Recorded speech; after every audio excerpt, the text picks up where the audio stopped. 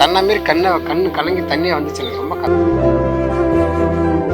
தீப்பெட்டி கிராமம் எந்த அளவுக்கு அதிகாரிகள் அழிக்கப்பட்டதோ அதே சம்பவம் கள்ளக்குறிச்சியில் நடந்துருக்கு. எல்லா தெருவுலையும் போய் பார்த்தீங்கன்னா அழுகுற சத்தம் மோள சத்தம் தான் கேட்கும். மறைபடுத்து இனிமேல் கள்ளக்குறிச்சி காரணத்தை எடுக்க வேண்டியதுதான்.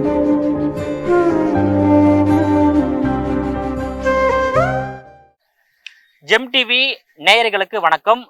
நாமோ இப்போ இருக்கின்ற பகுதி கள்ளக்குறிச்சி மாவட்டம் கள்ளக்குறிச்சி நகரத்தின் மைய பகுதி அருகே அமைந்துள்ள கருணாபுரம் என்ற கிராமத்தில் உள்ள அப்பாவி மக்கள் தான் கள்ள சந்தையில் விற்ற கள்ள சாராயம், அதாவது விச சாராயத்தை அருந்தி இதுவரையில 64 பேர் பரிதாபமாக உயிரிழந்துள்ள சம்பவம் இந்த கிராமத்துல, இந்த ஒட்டுமொத்த தமிழ்நாட்டிலேயே ஒரு சோகத்தை ஏற்படுத்தி உள்ளது. தினந்தோறும் இந்த கருணாபுரத்துல மரணங்கள் ஏற்பட்டு வருகிறது. இந்த கருணாபுரத்துல தினந்தோறும் ஏற்படுகின்ற உயிரிழப்புகளை தகனம் செய்வதற்காக கருணாபுரம் கிராமம் அருகே அமைந்துள்ள கோமிகி ஆற்றில் தற்காலிகமாக ஒரு தகன மேடை அமைக்கப்பட்டுள்ளது. இந்த தகன மேடையில தினந்தோறும் இந்த பெண்கள் தகனம் செய்யும் பணியில் ஈடுபட்டுள்ள வெட்டியான் அவர்கள் நம்மோடு இணைந்துள்ளார். அவரிடம் இது குறித்து விரிவாக பேசலாம். சார் வணக்கம். வணக்கம் சார், என் பேர் திருநாவுக்கரசு. இந்த வேலை தான் செஞ்சுட்டு இருக்கிறேன். 14 வருஷமா இதில் தான் இருக்கிறேன். எப்பயும் மாசத்துக்கு ஒரு தடவை, வாரத்துக்கு ஒரு நாள் தான் இது போல சாகு வரும். ஆனால் அந்த சாராயம் குடிச்சதுலேருந்து ஒரு நாளைக்கு 5, 10, 2, 5, 10 இப்படி தான் வருது. ரொம்ப மன கஷ்டமாக இருக்குது சார். நான் பக்கத்தில் கோர்ட் இருக்குது, போலீஸ் ஸ்டேஷன் இருக்குது, தாலுகா ஆஃபீஸ் இருக்குது, தாலுகா இருக்குது. இது மீறி இங்கே கீழே விற்று இத்தனை பேர் உயிர் போக்கிட்டாங்க. எல்லா தெருவுலையும் போய் பார்த்தீங்கன்னா அழுகுற சத்தம் மோள சத்தம் தான் கேட்கும். எல்லா இடத்துலையும் ரொம்ப மன கஷ்டமாகுது, வருத்தமாகுது. இதில் மாமா, சித்தப்பா, இதில் எல்லாம் என்ன முக்கியமான எல்லாம் கூலிக்காரங்க தான். எல்லாம் கூலி வேலை செய்யறவங்க தான். பசங்க எல்லாம் சின்ன சின்ன குழந்தைங்க தான். இதுக்கு தகுந்த அரசாங்கம் இதுக்கு நல்ல முடிவு எடுத்து செய்யணும். இது முழுக்க பொறுப்பு ஏற்றுக்கிறது மு க ஸ்டாலின் ஏற்றுக்கணும். முதலமைச்சர் ஏற்றுக்கணும்.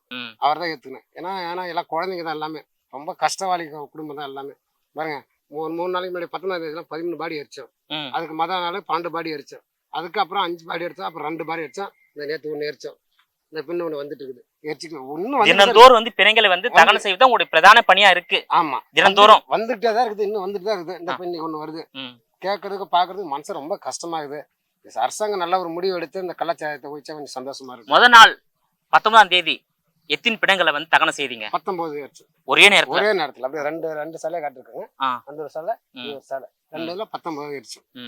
19 பிணங்களை ஒரே நேரத்துல எரிக்கும் போது உங்களுக்கு மனநிலை எப்படி இருந்தது? கண்ணீரை கலங்கிட்டு, தன்னை மாரி கண்ணு கலங்கி தண்ணியா வந்துச்சு. எனக்கு ரொம்ப கஷ்டமாயி போச்சு. அது இனிமேல் சாராயம் இது விற்க கூடாது, கள்ளச்சாராயத்தை விற்க கூடாது. இது முக்கிய கவர்மெண்ட் நடவடிக்கை எடுக்கணும். இதுக்கு பொறுப்பு காக்கி சட்டம் தான். அதுக்கு அதிகம், அதாவது அரசு அதிகாரிகள், காவல்துறை அதிகாரிகள், ஆளுங்கட்சி, எதிர்கட்சியை சேர்ந்த அரசியல் பிரமுகர்கள் உதவியோடு சம்பவம் நடைபெறுகிறது. அவங்கதான் பொறுப்பு ஏற்றுக்கணும். இதுக்கு இந்த இறந்தவங்க வீட்டுகளுக்கு இன்னும் கொஞ்சம் சேர்த்து உதவி செய்யலாம்னு எனக்கு ஒரு சந்தோஷம்.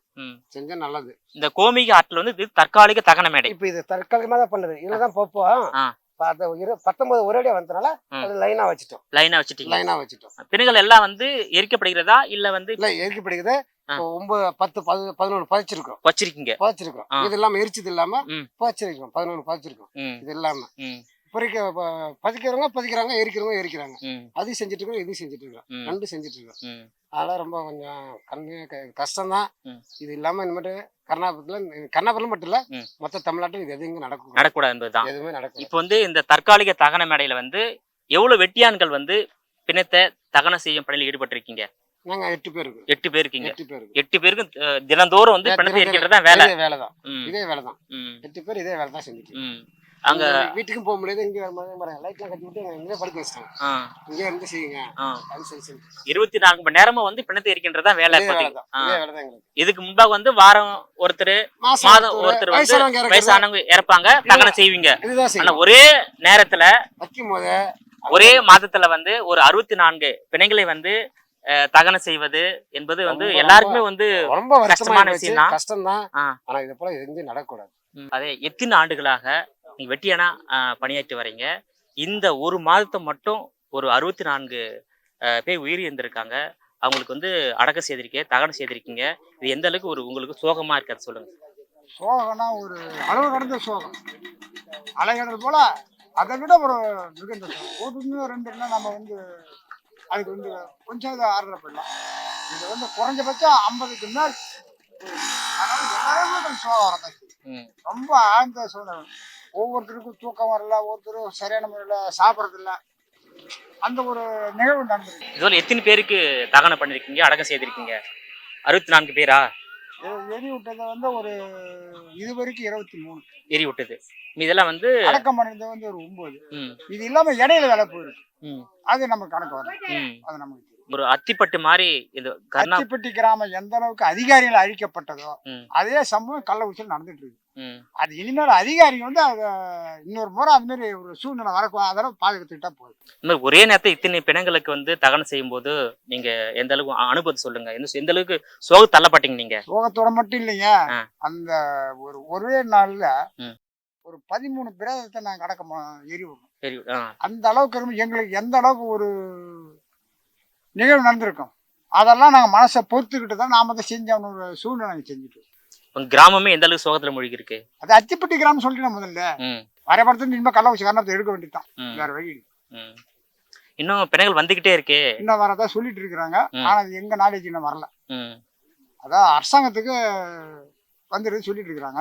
அவங்க வந்து எங்களுக்கு அறிவிப்பு கொடுத்துருவாங்க, இன்னும் இத்தனை வருது இத்தனை போன்னு சொல்லிடுவாங்க. இதுல அடக்கம் பண்றது எத்தனை, எரிவுறது எத்தனை அவங்களுக்கு பத்தி சொல்றாங்க. இப்போ 24 மணி நேரமும் இந்த இடத்துல பணியில இருக்கீங்க. எத்தனை பேர் இருக்கீங்க? நாங்க ஒரு 8 பேர். 8 பேர் இருக்கீங்க. 8 பேர் வந்து தொடர்ந்து பிணங்களை தகனம் செய்றீங்க, அடக்கம் செய்றீங்க. குறிப்பாக பாத்தீங்கன்னாக்கா ஒரு கிராமத்துல ஒருவர் மரணம் அடைந்தாலே அந்த கிராமம் வந்து அந்த சோகத்திலிருந்து மீள்வதற்கு 1 வார காலம் இல்ல 1 மாத காலம் கூட ஆகலாம். ஆனா இந்த கள்ளக்குறிச்சி மாவட்டம் கருணாபுரத்துல வந்து ஒரே மாதத்துல ஒரே கிராமத்துல இந்த கள்ள சாராயம் மறைந்து விஷ சாராயம் மறைந்து வந்து 64 பேர் வந்து மரணம் அடைந்திருக்காங்க. இந்த 64 பேரும் வந்து தினந்தோறும் இந்த தற்காலிக தகன மேடையில வந்து தகனம் செய்வது, நல்லடக்கம் செய்கின்ற பணி வந்து நடைபெற்று வருகிறது.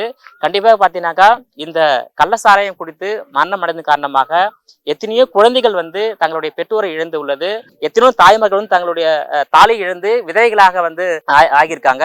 எனவே வந்து தமிழக அரசு, அது காவல்துறை அதிகாரிகள், மதுவிலக்கு தீர்வை அதிகாரிகள் வந்து ஒட்டுமொத்த அரசு இயந்திரம் வந்து தமிழ்நாட்டுல இதற்கு மேல அந்த கள்ள சாராயம் விற்பனை என்பது முற்றிலுமாக வந்து தவிர்க்கப்பட வேண்டும்.